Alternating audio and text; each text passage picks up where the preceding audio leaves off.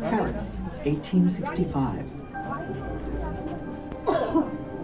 Edouard de Laboulaye, a professor of constitutional law and history, and a great admirer of American liberty, is inspired by news that slavery in the United States has been abolished. The Civil War is over. To Laboulaye, it seems that finally America is fully committed to its founding ideals of human liberty and equality.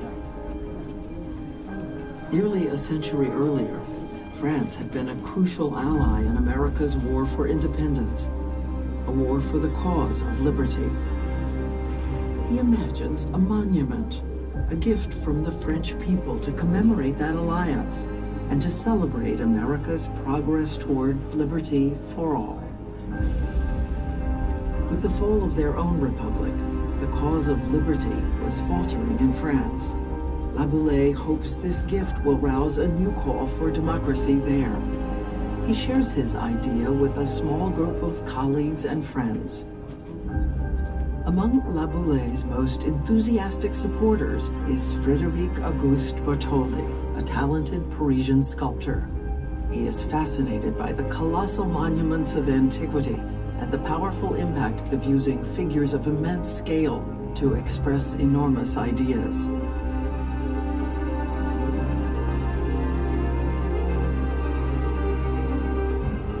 In 1871, Bartholdi crisscrosses America, gathering inspiration, discussing the project with publishers, politicians, and even President Ulysses S. Grant.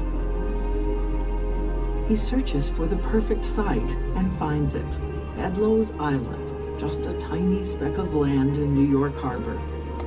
Up to the artist, a dramatic stage for the colossal statue he'd begun to envision.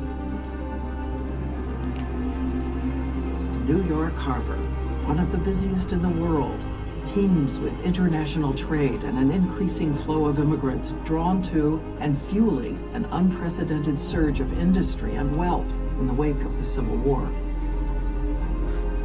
Every ship coming and going will pass the statue in the harbor. New York has become the very gateway to the New World and the freedom America has come to represent. Laboulaye sets the project in motion. Authorizing the president to designate and set apart a site for the colossal statue in the harbor of New York. He secures permission to place the statue on Bedloe's Island and launches a massive fundraising effort.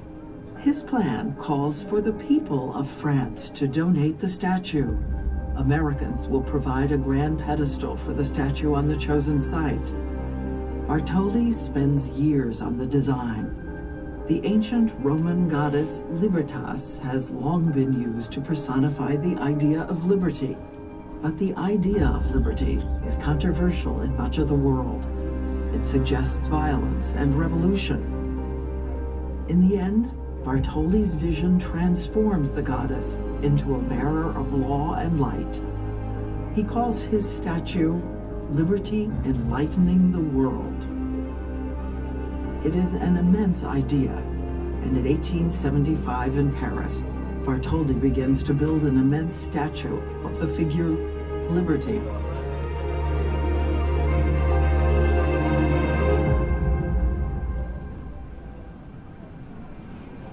And then the film continues in the next theater over there, guys.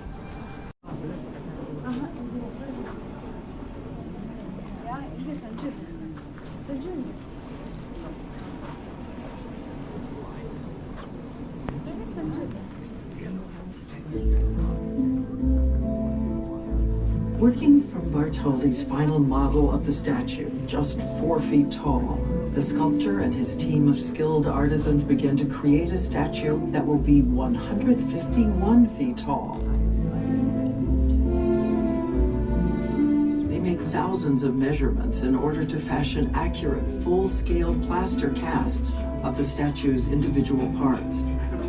They build 300 wooden forms that follow every contour of the plaster models, then use the forms to hammer sheets of copper into shapes that will fit together like gigantic puzzle pieces.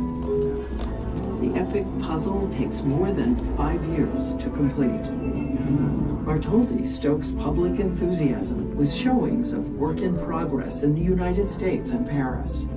He sells tickets for tours of his workshops. Meanwhile, the sculptor has engineering problems to solve. The statue's copper skin weighs more than 179,000 pounds. Liberty cannot stand without internal structure. For this, Bartholdi turns to the brilliant Alexandre Gustave Eiffel, later famed for what Americans call the Eiffel Tower. Paris, 1881. The full statue begins to rise up, towering over the neighborhood surrounding the construction yard. By completion, more than 300,000 people have come to behold her. Dignitaries, artists, writers, and everyday gawkers, all stunned by her scale and stirred by the power of the ideas she conveys. Bartholdi's crew disassembles the statue and packs it in more than 200 crates for its voyage across the Atlantic. With its heavy load, the ship plows through storms and high winds and nearly capsizes. But on June 19, 1885, the French ship Isère enters New York Harbor, met with enormous fanfare and a naval parade.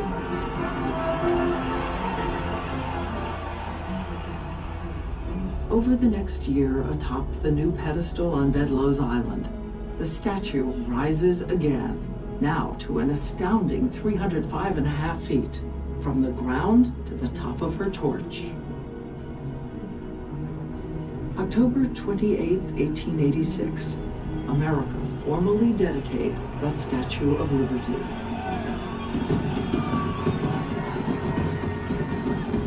Visitors experience what is perhaps Bartholdi's greatest stroke of genius.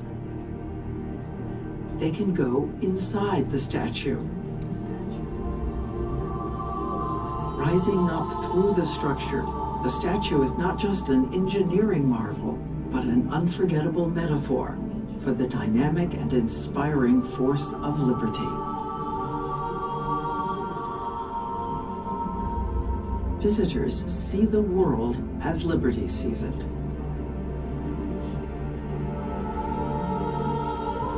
The statue lifts a torch of hope, lighting the way to possibility, to the promise of liberty and justice for all.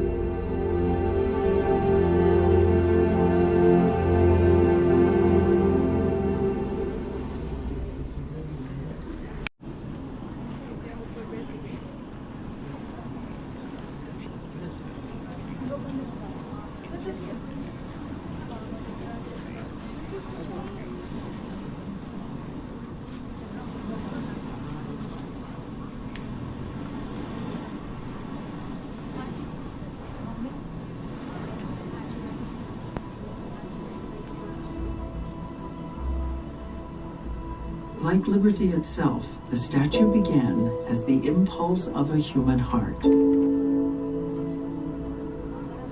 The Statue of Liberty is at once an emblem of America's highest ideals and the deep ironies of our history.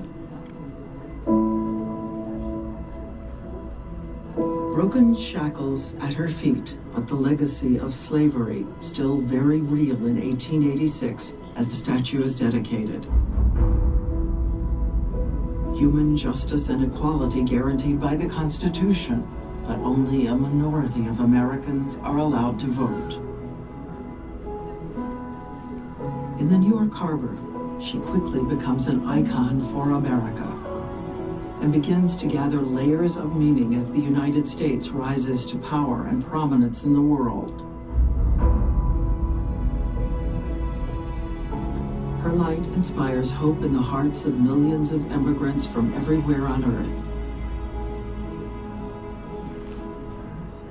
She sees American troops off to war and welcomes them home. The ideals for which she stands resonate far beyond this harbor. She becomes an icon for something far beyond America. She stands for the ageless human yearning to live free. She stands for the belief that we are all born with the right to express the impulse of a human heart. She stands for the freedoms of life, liberty, and the pursuit of happiness, and for the laws that guarantee those freedoms for all. That is the hope that speaks to the ages. That is liberty enlightening the world.